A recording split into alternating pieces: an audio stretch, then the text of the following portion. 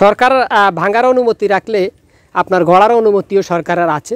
এই যে খালের উপরে যেসব দোকানপাট এটা ভেঙে ফেলা হচ্ছে, এটাতে আমরা আলহামদুলিল্লাহ পড়ি, যেহেতু খালের পানি নিষ্কাশনের জন্য অবশ্যই এটা করতেছে, এটা দেশের স্বার্থে করতেছে গভর্নমেন্টের লোকেরা।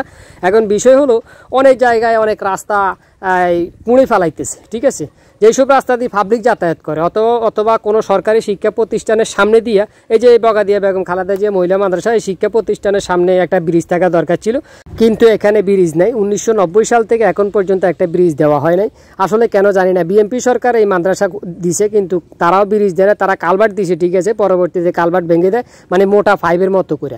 এখন আমার কথা হলো, এখানে হাসিনা মহিলা মাদ্রাসা হইলে অবশ্যই এখানে আপনার থ্রিপ্লেক্স ভবন থাকতো অথবা উড়াল সেতু অবশ্যই থাকতো, এটা কিন্তু কনফার্ম, কিন্তু হয়তো বেগম খালেদা জিয়ার নামে দেওয়ার কারণে হয়তো জিনিসটা হয় নাই। এবার আসেন, এখানে অনেকগুলো মানুষের ঘরবাড়ির সামনের রাস্তা, এগুলা কাটা যৌক্তিক, কারণ তারা ঘরবাড়ি করার আগে অবশ্যই ব্রিজ করার দরকার ছিল, হ্যাঁ, কিন্তু তারা এই জিনিসটা করে না। এই পাশে যে পাপুয়ার রাস্তা, এখানে কিন্তু সরকারি রাস্তা, এখানে অনেক আগে একটা ছোট কালভার্ট ছিল, কিন্তু সেটা কেমনে কেমনে ভেঙে গেছে, মানে নষ্ট হয়ে, পরে আর কালভার্ট করা হয় নাই। কত ঠিকাদার আসলো, কত ঠিকাদার গেল।